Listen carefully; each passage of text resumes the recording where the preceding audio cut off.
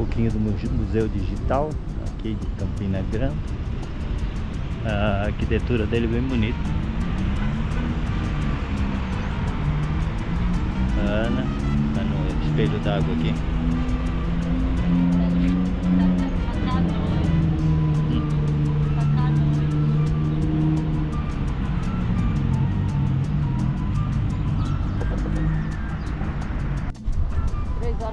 Ó. 3 horas que falta? Vamos pra lá, que tem outro museu ali. Depois nós vamos lá no canto do quiosque tomar uma água de coco. A nuvem tampou um pouco o sol ali, ó. Ou uma cerveja, né? Mas já aparece já o sol. Ou uma Apertar o passo. cerveja, né? Faz assim, Cerveja. tomar a primeira cerveja e depois tomar água de coco que é pra limpar. Cara de pau.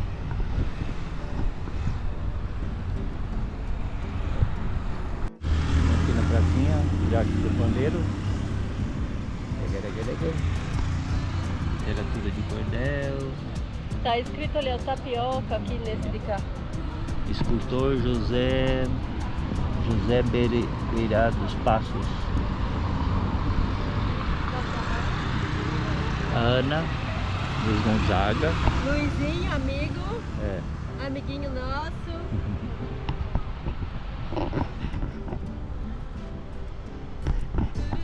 Vamos ali no museu agora.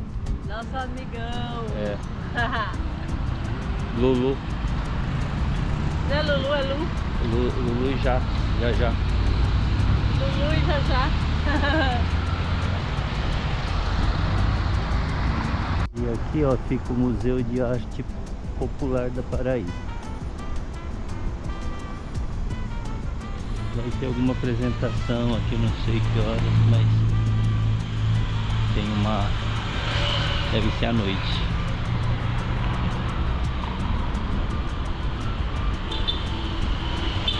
Tem uma luz aqui, então um painel.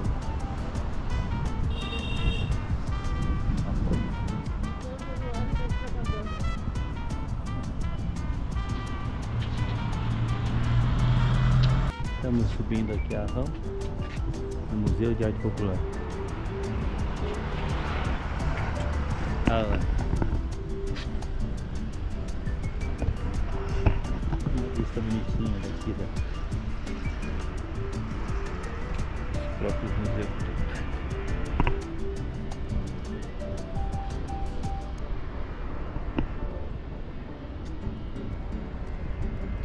É aqui que eu corro e caminho de manhã. Aqui as próprias garças. Tudo. Olha lá, bonito. Que moderno. Meu nome é João Paradá, eu sou o Museu da Exposição. E aqui a gente tem a gente chama de estilo gravuras, né? Mas é uma exposição feita por Ranisso Montenegro. Aqui a gente está falando da biografia dele, né? Ele é só de uma carro de Granada, é professor lá do ensino aqui em Grande, né? E ele vai trabalhar a questão do estilo gravura. Tanto com equipamento quanto técnica de gravura, tá bom? Peço desculpa aí, já porque a gente tá com um probleminha no ar-condicionado, certo? Então, eles vão falar. Aqui a gente tem a sala, né? Então, vocês podem ficar à vontade, eu vou ficar à disposição de vocês. Qualquer dúvida especial na sala, só me procurar, tá bom? Obrigado. Aproveite a exposição. Estilo gravuras.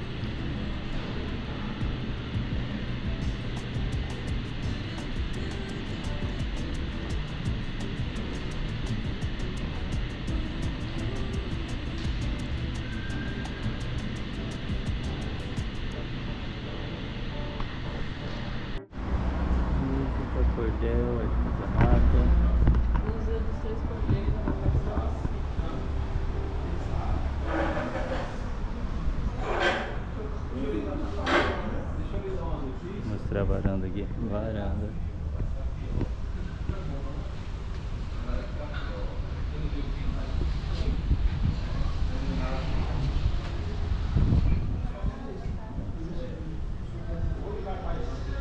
Olá.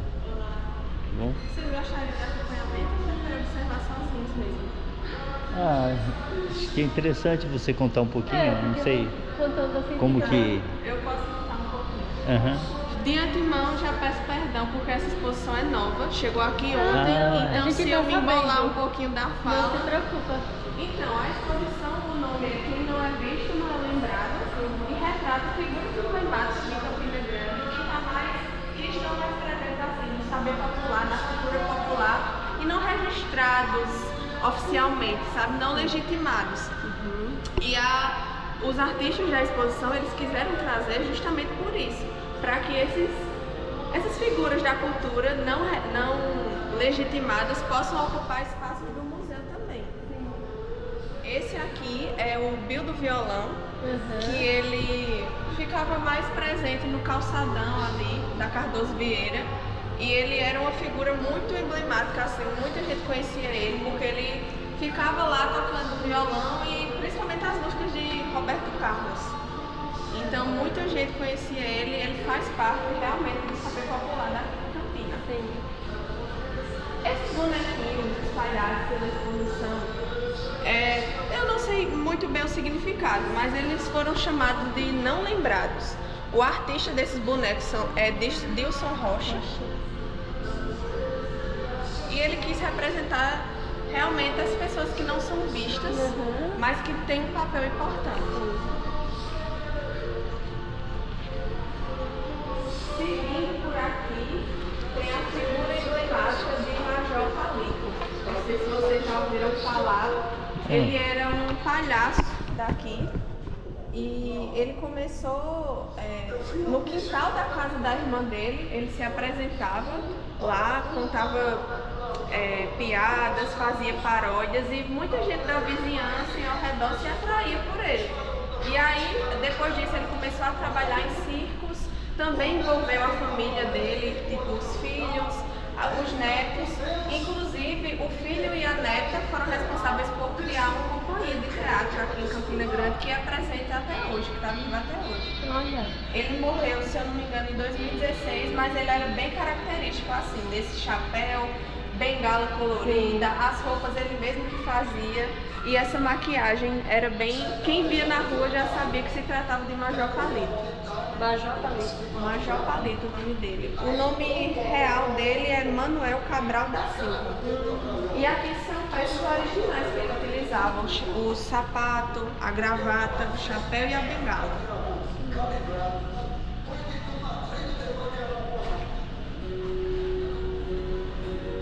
A bengala.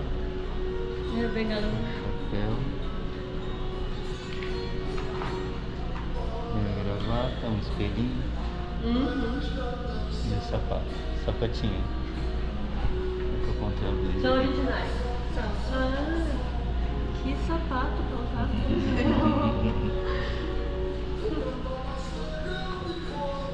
E é ele que tá nos vídeos? Não, esse aqui é Bill do Violão. Tem vários vídeos aí. Do violão que ela falou. Isso. Tá. Tem vários vídeos das pessoas que são retratadas aqui. Certo.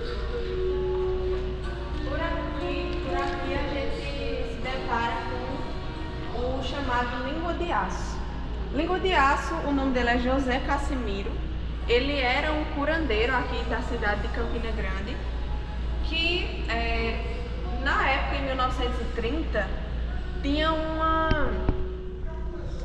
estava num período de elite, de que a medicina valorizada é aquela medicina comprovada cientificamente. Então, terminou que os saberes populares de chá, essas coisas, remédios naturais, foram deixando de lado. Queriam higienizar, jogar fora mesmo. Mas esse curandeiro, ele não era formado em medicina, mas ele ajudava muitas pessoas, aplicava injeções em pessoas pobres, pessoas que não tinham condições. E não só pessoas pobres, mas pessoas da elite mesmo, que acreditavam na efetividade do trabalho dele e iam atrás. E aí ele foi chamado de Língua de Aço porque ele foi acusado pela justiça de não praticar medicina ilegal. E aí ele, no tribunal, ele mesmo se defendeu, ele não utilizou advogados. E o interessante é que as testemunhas do júri foram todas a favor dele. Então ele foi chamado de língua de aço justamente por enfrentar as autoridades com a própria fala dele. Corajoso, né? Foi um símbolo de resistência. Por aqui a gente tem a figura de José Pinheiro. A gente não entende porque essa figura embaça o vidro, mas é ele. José Pinheiro, ele foi um homem muito importante. Inclusive tem um bairro aqui de Campina que o nome é José Pinheiro em homenagem a ele. Antes esse bairro se chamava Açude Velho. E aí ele era um bodegueiro desse bairro. A primeira bodega do bairro foi ele. E ele era conhecido por se articular com gente da alta classe, com gente da classe social mais baixa, exatamente. Esses bois aqui, ele também fazia articulações culturais e conseguiu que o bairro crescesse muito. E o bairro que antes era chamado de Açude Velho passou a ser chamado de José Pinheiro em homenagem a ele, porque ele promovia muitas atividades culturais, aumentou o comércio do bairro, então realmente ele foi uma figura muito importante. Legal. Aqui a gente tem Dona Lenira, que ela foi chamada de mãe das quadrilhas, porque ela foi a responsável por difundir a cultura da quadrilha mesmo aqui em Campina Grande. Porque antes a quadrilha existia, mas era algo muito restrito. E ela foi responsável por organizar e modernizar a quadrilha e sugeriu que quadrilhas fossem realizadas em cada bairro, em escolas, então difundiu mesmo. E ela também foi a responsável por tornar o São João do Mundo o maior São João do mundo, né? O São João daqui de Campina, e ter principalmente a quadrilha como um símbolo que a gente lembra de São João, a gente lembra que existe quadrilha por conta dela. Então ela era uma professora e ativista cultural muito importante aqui de Campina Grande. Se não fosse ela, as quadrilhas não seriam tão presentes assim. E aquela roupa ali era dela, não? Eu não sei. Não, acho que é só o... Talvez seja só para representar as roupas de quadrilha, mas eu não sei se era dela. Tá. Aqui é uma figura folclórica bem emblemática aqui de Campina Grande. O nome dela é Rainha Joana. Rainha Joana. Isso. Rainha Joana era uma mulher que ela andava com vestido longo, com sapatos desgastados, com esse artefato na cabeça, improvisado para representar uma coroa. E ela dormia nas ruas. Ela era uma moradora de rua que ela dizia que era a rainha da cidade. Ela dizia que os prédios e os edifícios e as lojas de Campina Grande eram o palácio dela, as igrejas eram propriedades da realeza. Que era ela? Exatamente, que era ela. E elas passavam o dia inteiro perambulando pelo centro de Campina e cantando marchinhas de carnaval. E aí dizem que ela ficou assim depois que sofreu uma desilusão amorosa, que ela se apaixonou por um rapaz rico, mas esse rapaz deixou ela e depois disso ela se desvinculou da família e foi morar nas ruas. Então ela passava o dia cantando marchinhas e também falando do amor perdido dela. Nossa. Então por isso que tem um coraçãozinho aqui na imagem dela. E ela mesma fazia a coroa. Olha. Sim, e ela andava com uma cestinha também, que tinha óleo de cabelo perfumado e tinha o pente.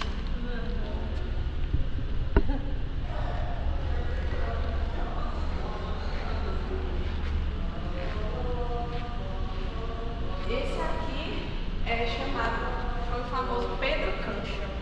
Pedro Cancha. Isso, ele foi uma figura folclórica, não só ele, mas a família dele era toda folclórica, assim, valorizava muito o folclore, o inusitado, se vestiam de maneira diferente.